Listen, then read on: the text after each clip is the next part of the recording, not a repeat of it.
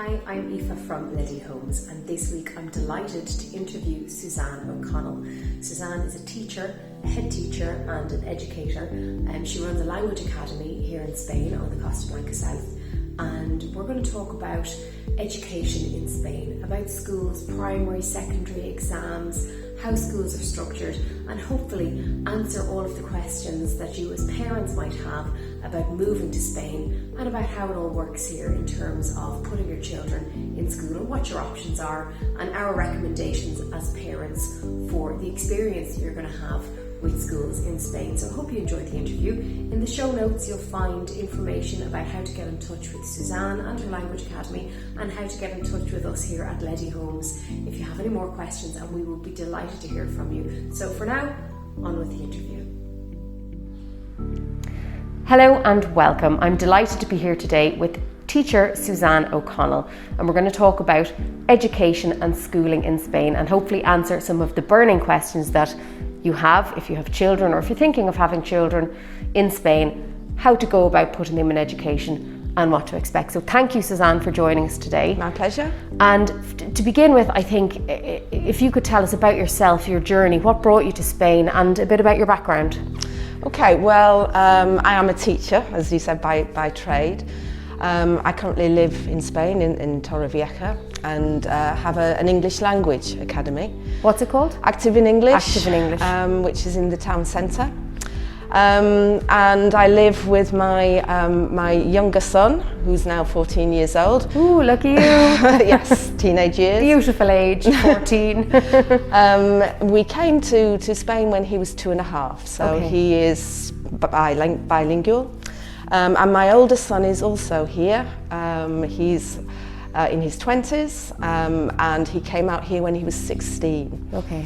Back in the UK, I was a teacher for 23 years, wow. A head teacher of a junior school for 11 years. And basically, like many people, we had a dream of coming to live in Spain. Uh-huh. We had a holiday home here, and getting a little bit fed up with some aspects of the English education system. Uh-huh. I was already writing educational publications and decided to come over here and make a go of it. And as many people have found out recently, you can do so much from home as well as, and that means anywhere in the world, not necessarily just 10 minutes from where your office is. Absolutely. If one good thing has come out of the pandemic, it's that people have been pushed out of their comfort zone and onto apps and tools and resources that they never would have used before. So that's fantastic. So one of the reasons that I've invited you here today to speak is that at Leddy Homes we've had a huge amount of inquiries from families looking to relocate to Spain, and I could guess at various reasons. People in lockdown looking for a better life or sunnier climes to enjoy. But a lot of people with young families and a lot of people who are thinking of starting a family when they get here are wondering, what's the story with education in Spain? Because it is one of the main issues. Once you've decided that you want to move here, if you have children or if you're thinking of have children, the next big question after, I suppose, what am I going to do for a living is, how am I going to cater for my children's education? So obviously you're a mother, I'm a mother, and we've both got our own experiences of the Spanish education system. But for people who have no idea about what to expect, could you tell us about how it works? What's the journey of a child through school in Spain? When do they start and all of that? Okay, well, they can enter school here at 3 years old. Mm-hmm. And in fact, because of the way that the school year works here, you can have some children who are actually only 2 when my daughter was 2 when she began. When they start, which comes as Tiny. quite a surprise. And I mean, it's absolutely delightful to see them once they're settled, of course, Sure. piling into school with their little backpacks on. So they spend 3 years in the infant school, and then they progress into the primary division, all within the primary school.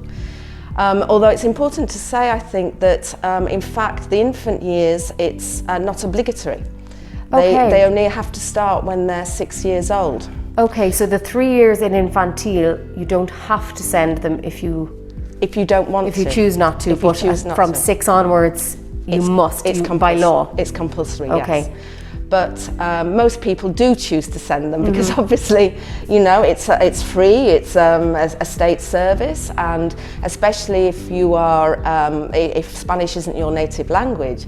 I was going to ask you, so for a family who have just moved here and maybe they have a young child ready to start school, would you advise that they use the opportunity of those 3 years of infantil to set a basis of the Spanish language? Yes, absolutely. I mean, and I would say even earlier than that, if you come over with a very young child, even if you are at home and don't need nursery provision, you look at putting them into a Spanish-speaking nursery, so that as early as possible they get that foundation. They are immersed in Spanish language, because I'm assuming they won't have that at home. And of course, the more that they are familiar and with Spanish, then the easier is the transition into school. And then in terms of, so they do their 3 years of infantil, and then from age 6 to roughly age maybe 12 or so? Yes, they are in primary school a year after. They would usually be in primary school in the UK. Okay. So they transfer when they are 12, and then they have 4 years of compulsory secondary, okay. Which is instituto, they call them here. Before that they say coli. Okay. And they don't term them both as school, which is sometimes a little bit confusing. I suppose because we refer to it all as school. Exactly. So primary school is colegio, secondary school, instituto. Yes. Okay. And they have 4 years there, and at that point then they can they begin their bachillerato. Which is the equivalent really to, sorry, my mask is sorry, yeah. For anybody who's listening without video, we might sound a bit muffled because we're recording this in the middle of a global pandemic, and we have our masks on, but hopefully the sound will be okay. So sorry, Suzanne, carry on. If I keep fiddling with it, it is a habit, but go on. But which would be our equivalent of A-levels. So after their initial, when they go into secondary school, they have 4 years, and then they do a state exam first, they have they have exams all the way through. Many exams. Yes, they love the OWL exams in Spain. Oh, they love the exams. But then this all leads up to them receiving a certificate that shows that they have completed their secondary education at the basic obligatory level. Yes. So would that exam then be equivalent to a GCSE? Yes. More or less, or in Ireland a junior cert? Yes. Okay. But I think the same goes for the bachillerato. There is less. There is less diversification. They continue with more subjects for longer in Spain. So, and a lot of people feel that this is a real advantage. The bachillerato is, they have to maintain some history, English, of course the Spanish language, whilst also making some choices. So they continue studying more subjects at a higher level. Whereas, as you know, in the UK system, you tend to specialise very much. A-level, is it 3 or 4? 3. In Ireland, the Leaving Cert, there's 6 subjects. Yeah, and in England, normally it would be 3, maybe 4. Okay. But yes, it's much narrower, which some people feel is not so good because it also narrows your choice when you're looking to go to university. I suppose you're limiting your options then if you've only chosen 3 subjects and then you realise you want to study, go on to 3rd level elsewhere then. Yeah, I understand. So having a broader range of subjects at, age 15, 16, 17 leaves your options open to different choices or more choices if you choose to go on to Yes, I 3rd think level. So. I mean, it depends how you look at it, because if you're just dying to drop something, certain subjects you have to continue with, be it in a less difficult form maybe. Oh, okay. And then, so when they go in primary school, I know when I was many years ago in Ireland, when I was in primary school, we had one teacher, and that one teacher did everything. She did art, PE, English, religion, everything was that one teacher, and she was our school ma'am for the day. But it's different here, isn't it? The children in primary have different teachers for different things. I think it's fair to say that in the infant department, they more or less have one teacher. Okay.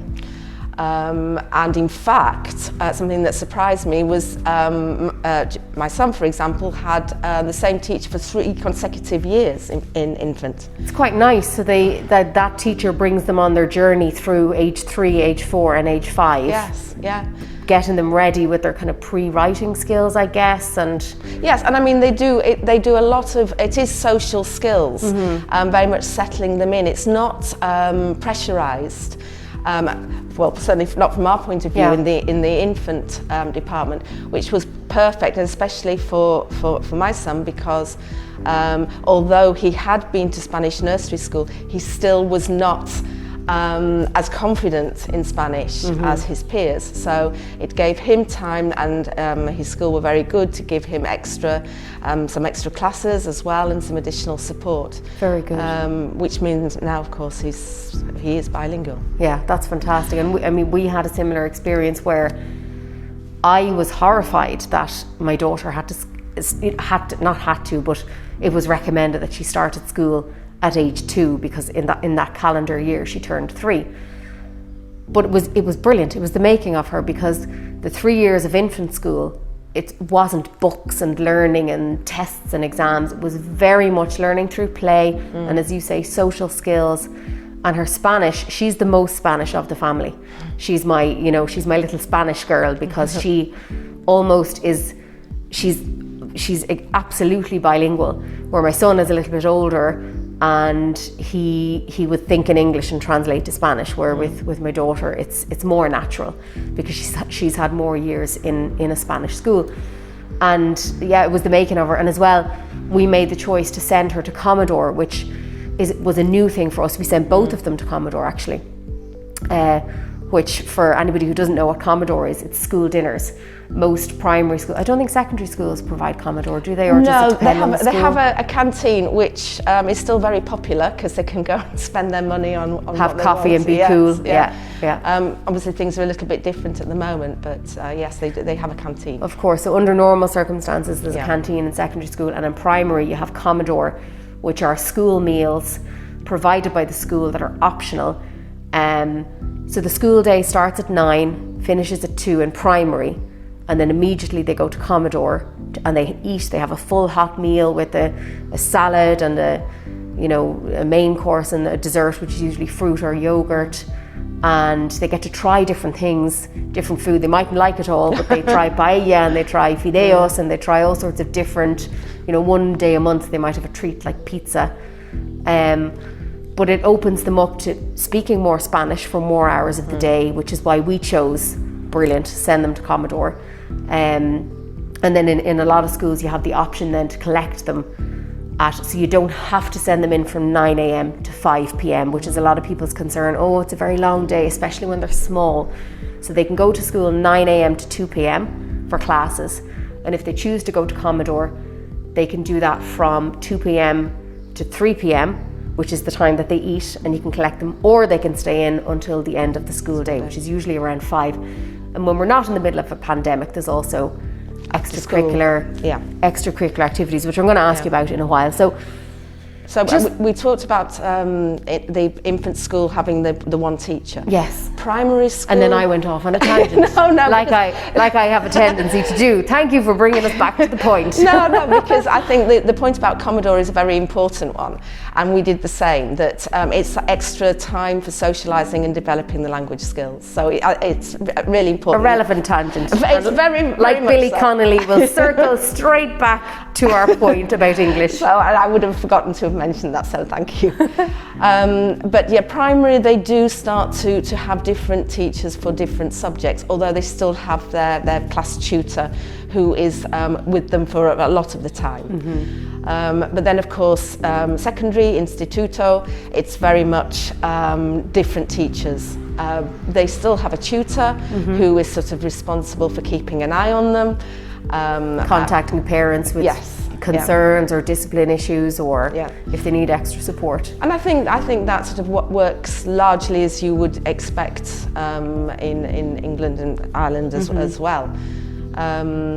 So yes, that's Okay, so and in terms of learning English then, in my experience, and I think it's primary schools all across the Valencian region anyway, the parents of Spanish children want them to learn English, and obviously children who are already English speaking have that advantage. They have an advantage that they already have this language, and a lot of them have a second language, if they've lived here for a while. So some of the subjects in primary school are taught through English.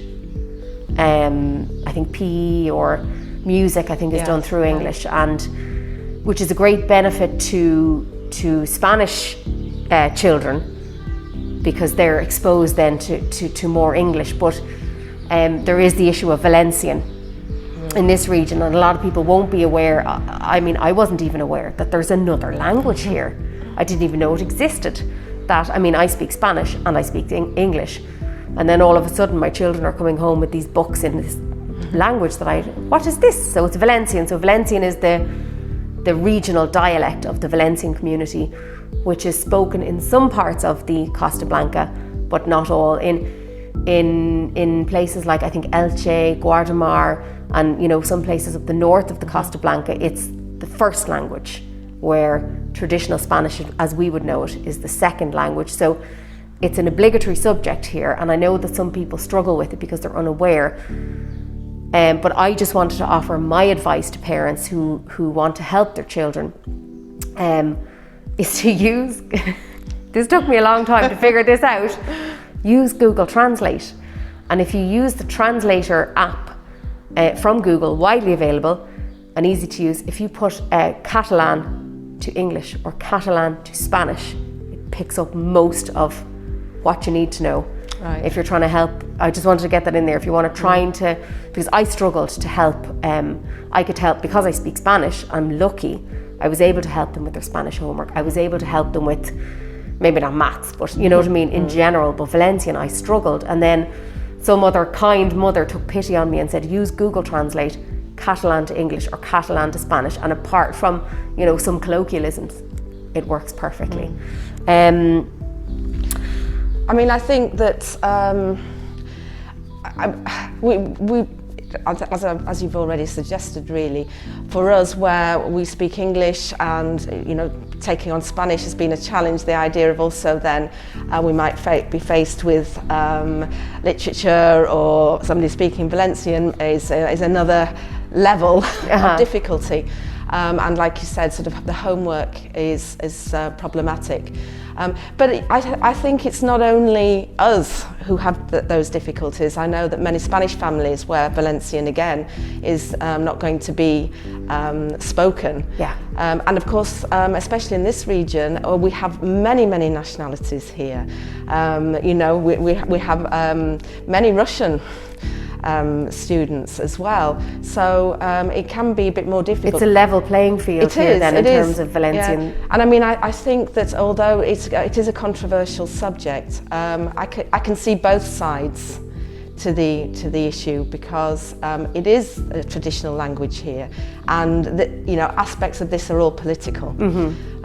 What you just don't want is the children being used as exactly, and for their education to suffer for the sake of somebody scoring a political point. But so in terms of helping your children, there are resources available online, but the Spanish speaking families in this area are kind of at the same, they're coming at it from the same direction as most of the international community are, that they're not any better off or any worse off. They all start at the same level and it progresses through school. So it's probably not as big an issue in terms of learning as some people fear it to be.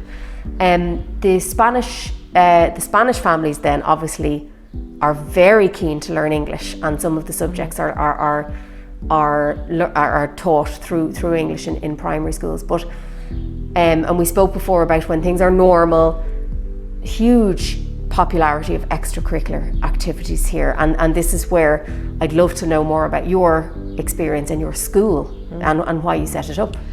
Well, when we first came over here, as I think I said, I was writing and I'd sort of moved away from actually direct teaching. But then I was asked by my son's school to do some after-school classes. Excellent. Teaching English, and once I started doing that, I realised, first of all, that actually working in a classroom with Spanish children, or children of different nationalities, not only Spanish, is no difference from what I'd been trained to do. Okay. And children are children. And there might be some differences, but by and large, they are the same. And how much I'd missed it. So bit by bit then, I sort of was doing more and more and moved into having my own after-school academy, because this is something that I found confusing when I first came here. Because when we moved here in 2008, academies in England were the new state schools, you know, and we're talking sort of, you know, whole secondary schools. And people talked about academies here, and I thought, well, you know, that doesn't look like an academy to me. Or what I knew as one. What you had visualised as an academy, sure. Absolutely, but of course here it's they're basically at schools that teach after school. Sure. And they're very popular. You have English academies, you have dance academies, music academies that teach different extracurricular subjects. And many children will, and sports as well, there are a lot of, it's very popular after school.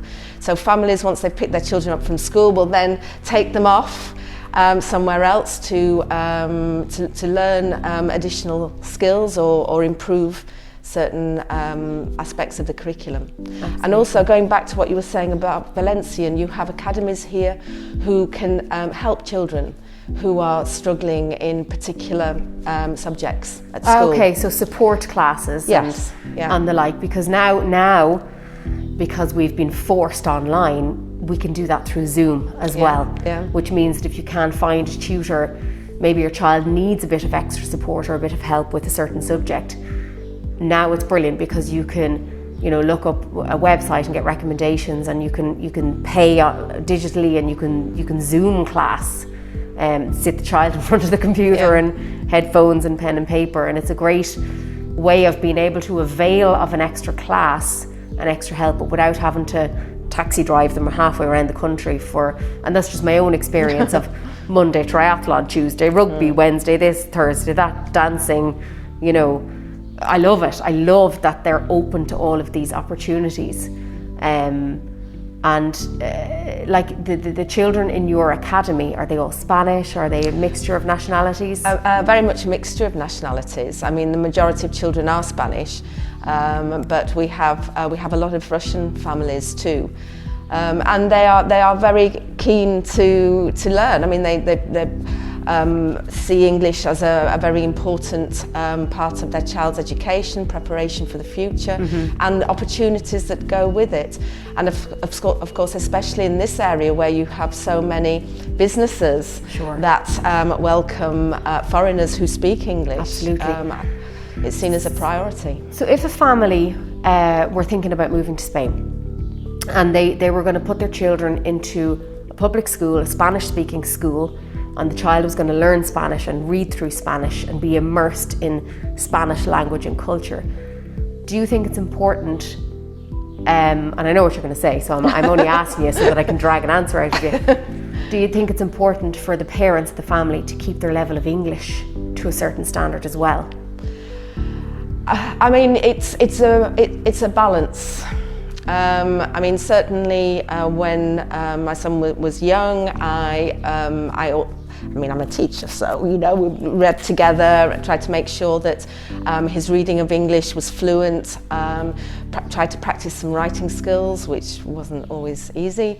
But yes, I mean, in the home, because in the end you can't help them develop their Spanish much at home if you're not a native Spanish speaker. But of course you can keep their English going.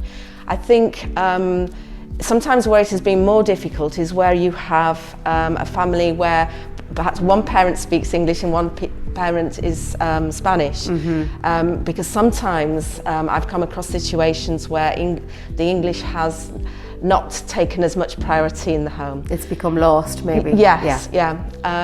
Which is a terrible shame, because that a child of say an English-speaking and Spanish-speaking parent could have the best of both worlds, but I suppose it's personal choice and it's down to every family's individual circumstances. And you know, there's so many tools open to parents now for helping children to maintain their level of English, but also for people who have just moved here or people who are wanting to help their children in Spanish. The amount of things that we can do very easily to help them with Spanish.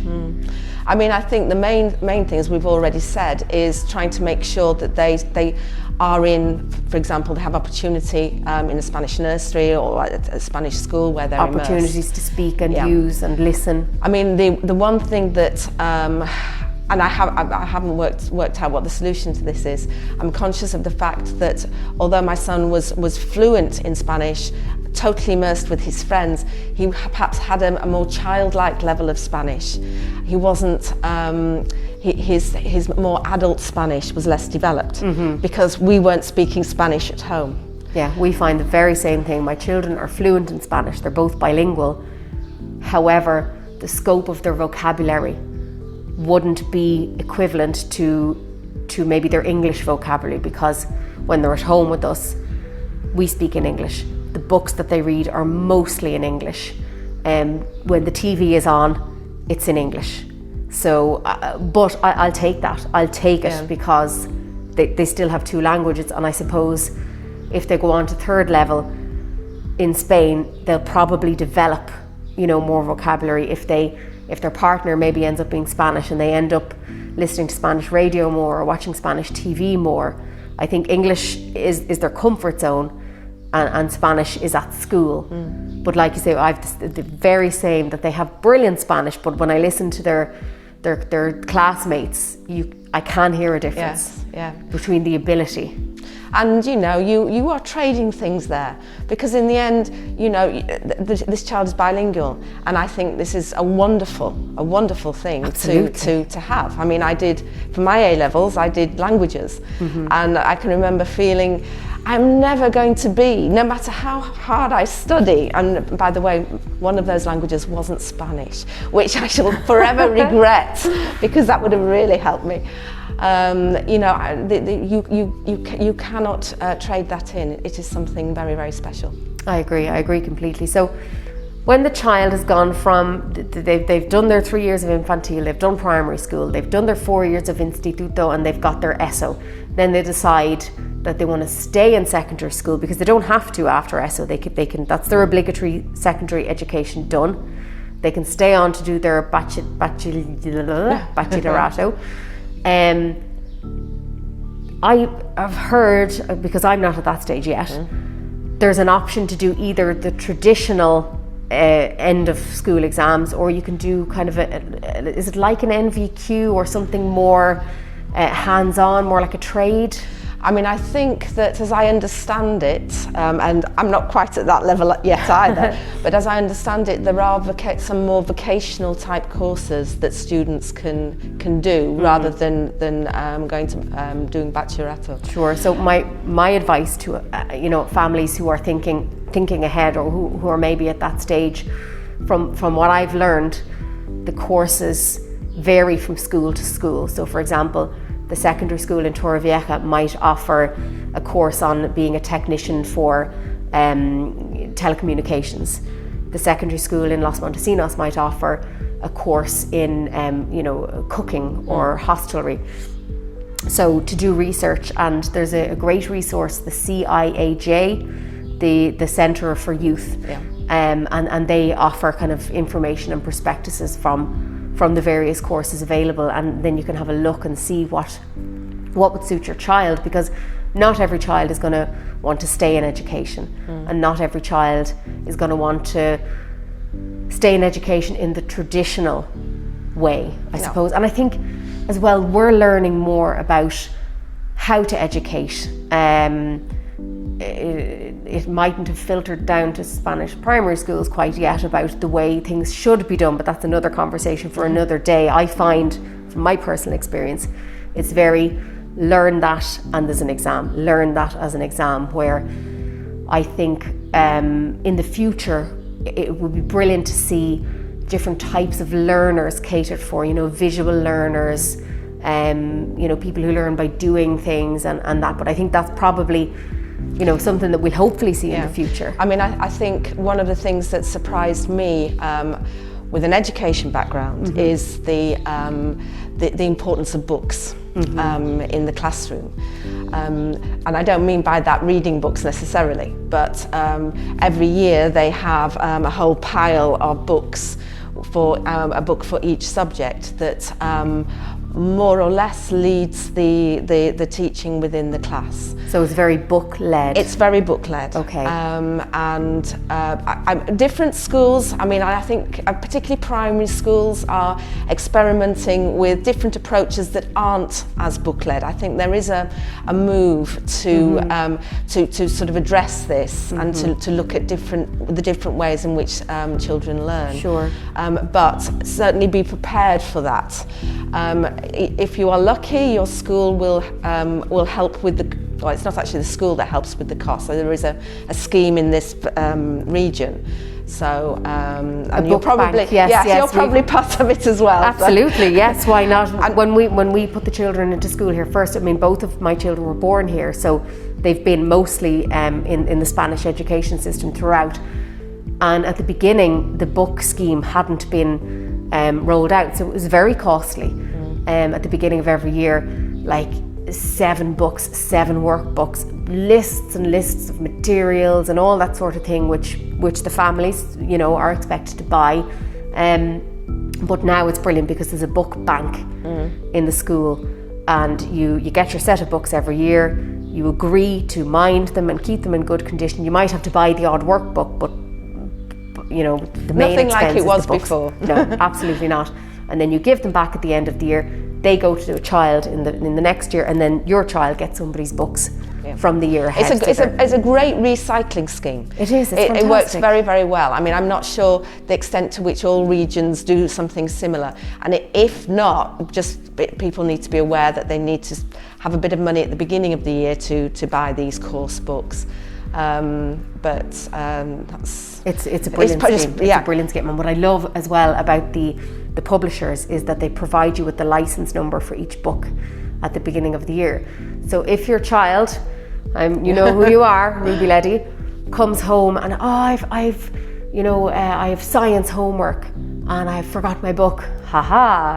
You go onto your account and you key in your license number and voila, there's the book online. So it is moving forward in terms of technology. I also would say that we found the other parents of children in the class as well extremely supportive in terms of we all had our little WhatsApp groups, and if a child wasn't sure what homework to do, people would message and send it backwards and brilliant forwards. Because everybody's in the same boat and it's like, Pablo forgot his book. Can anybody send me a picture of the chapter they have to study before the exam? And you can be guaranteed that in 5 minutes somebody will WhatsApp a few pictures and send it into the group. So there are plenty of support networks, I think, for people, and including your own, your own nationality.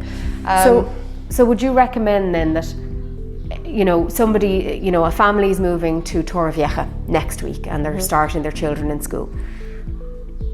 Should they actively seek out English-speaking parents? Are there any other things that they can do to help themselves as a family integrate within the school kind of, life? What we haven't talked about yet is about international schools, and because obviously this will make a difference as well if you are thinking of enrolling your child into a Spanish school or an international school. And again, it will also depend on the area, because you could if you are moving to a more inland town like Elche, you might be the example. only English-speaking family Yes. in that town. Sure. And there so you're not really going to have much of an option. You really are going to have to integrate as much as you can. And I mean, there's no doubt that the more you can, the better, from the point of view of making the most of the fiestas, of the opportunities, of understanding the way that people think and behave. But also, I don't think people should feel guilty for the fact that you will, in the end, you're not native Spanish, and it's still nice to touch base sometimes with people who speak your own language and who understand how you feel about that could be a relief. issues. It can be a big relief. Yeah. And I don't think that's a bad thing. That you do have people who, when you are, I don't understand what this means, I don't get this system or whatever, that you can turn to who can give you just a bit of reassurance and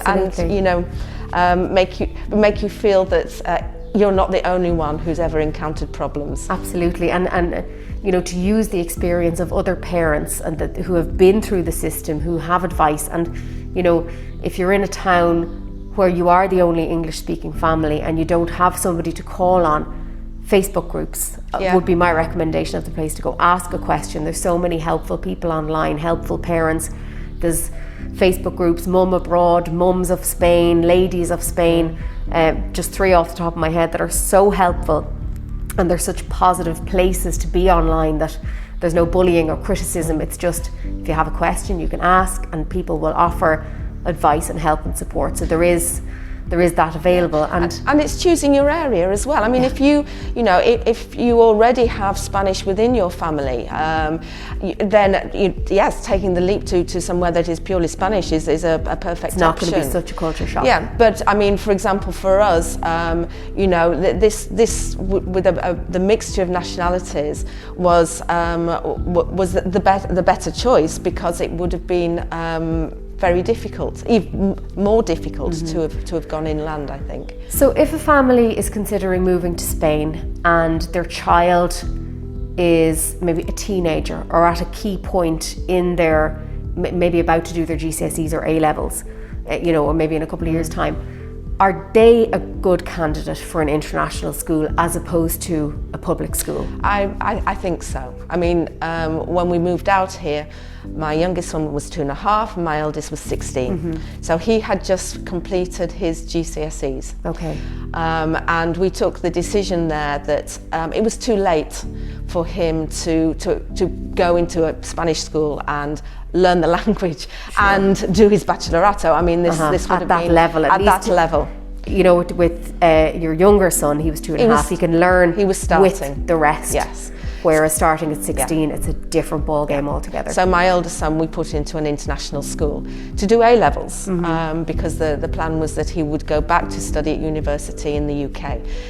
That plan didn't actually work. However, it was, for him at that time, if he chose to, it would have been an option open to him. The option was there, and I think it was the right decision, because I don't think he would have been able to have picked up things quickly enough.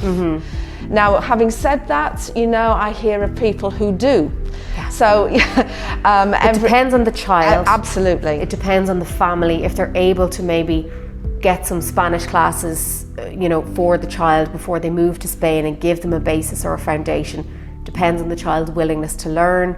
If they're willing to integrate and mix with other, kind of older children or teenagers.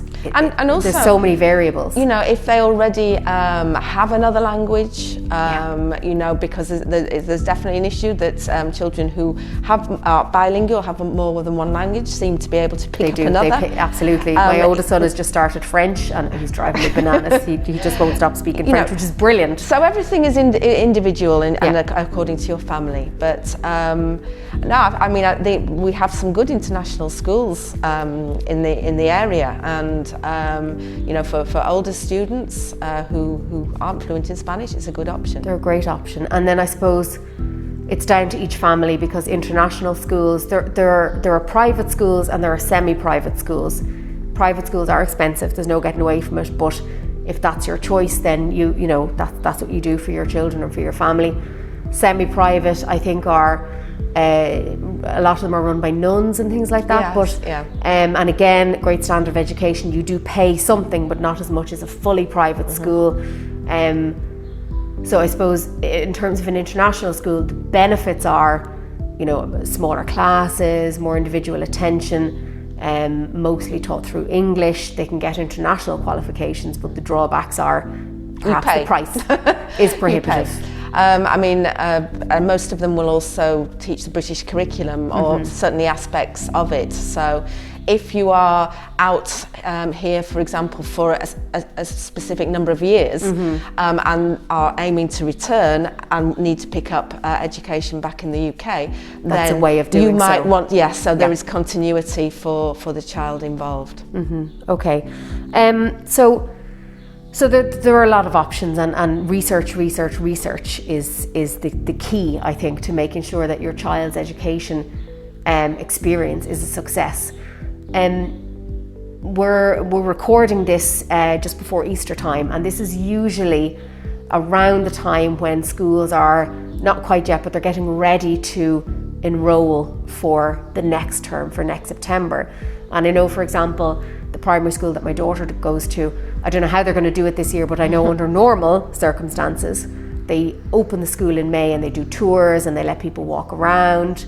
They're probably going to have to do that maybe virtually this year. I don't know, but when is the time of the year that people should be thinking of trying to get a place in their local school? I mean, I think after Easter, it seems to be the time when you make your application. There are points given, as I understand, depending upon, a bit like in the UK, depending on what the catchment area is, okay. Whether there are siblings in schools, this kind of thing too.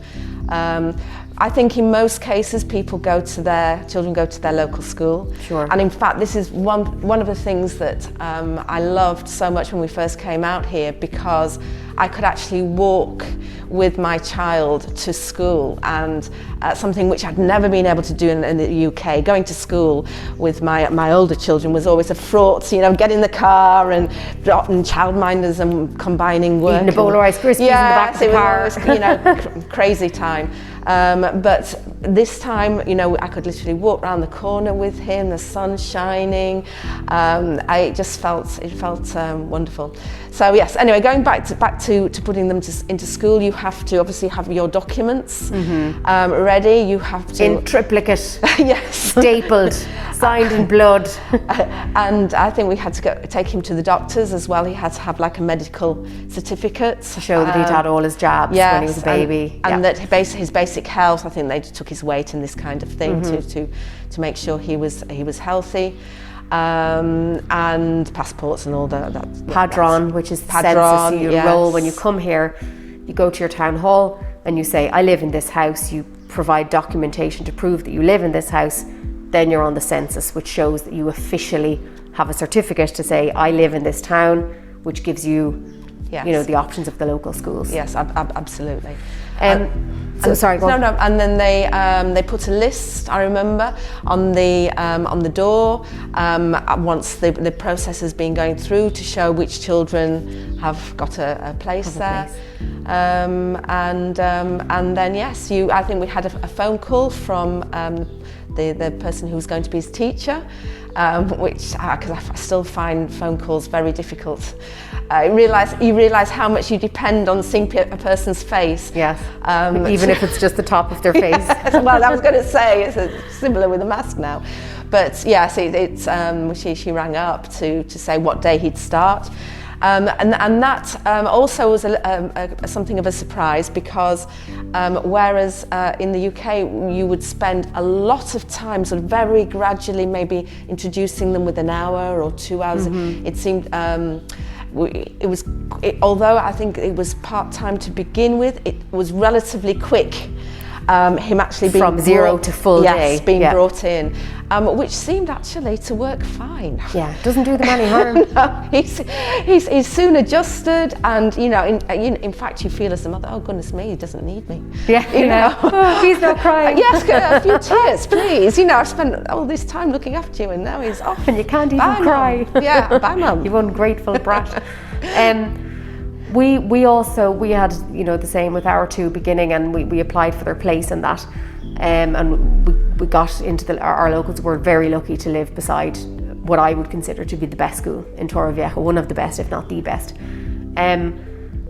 If somebody has missed the boat, if they've missed the deadline for applications, there is another way to apply for a place. I think through the town hall. You go to your local town hall, you communicate with the counsellor for education, and then once the deadline for the normal allocation of places has passed, the town hall can allocate your child a space in that school. It's kind of a way around if you've missed the deadline, or perhaps if you move here in October and you don't want to have to wait till the following September for your child to start. There is a way. You contact your town hall and bring a translator. You can do it that way if you don't speak Spanish. So and also before they start, usually if they're starting in Infantil at 3 years, and even if they change teacher, often the teacher will call the parents in for a meeting to get an idea of the child's ability, and just to tell you what you can expect from the year, how many school tours there are going to be, what things they hope to achieve during the year, what they're going to be working on, projects and the like, which is really handy to get an idea of what to expect, for the school year ahead. I mean, I think obviously if you're not fluent in Spanish, that is where you do need, ideally, perhaps if there is another parent who is able to help you a little with the translation. Or I think the first few times we had these kind of parents' meetings, I took somebody with me. Although, at the same time, it can be quite difficult sort of listening to, trying to pick up the Spanish and the translation as well. But it is an alternative. And I think, particularly in the early days, I think we all sort of dwindle a little as the children get older and older. And of course, they don't want you necessarily around all the time either. Yeah. But certainly in the early days, it's quite useful you want to make sure that you know exactly how you can help your child. And I think most parents, especially most non-Spanish parents who have been through the schooling system, they know what it's like to begin with. They know what it's like to not know anything. So most of them are willing to help other people coming up through the ranks and give their advice and share their experiences. And most schools have an AMPA as well, the Parents Association, and they're very much involved with maybe helping with the book scheme or extracurricular activities, and maybe organising a carnival, and they can be very helpful with. And if you can help with them as well, I mean, they're always looking for volunteers. And even with sort of basic Spanish, everybody appreciates somebody who's going to muck in and help out and donate what something. A great way to integrate, to get involved with the school life. So, what would your, in a nutshell, in conclusion, your advice to people who are coming here to live and who are going to put their children into school here? Well, I think, like you said, Aoife, do your research, pick the area that's going to be right for you for what you're wanting. Look at the different options that we've discussed, the international schools or the primary schools, and the particular needs of your individual children. But there's lots of opportunities here, and I certainly don't regret it. Excellent. Suzanne, thank you so much for coming in. Thank you for speaking to us. I've really enjoyed our chat. I hope we'll speak again soon. And anybody looking to find out about Suzanne's school, her academy, I'll put a link in the show notes so that you can find out how to get in touch with her if you have any questions. And we'll see you again soon. Well, thank you for asking me.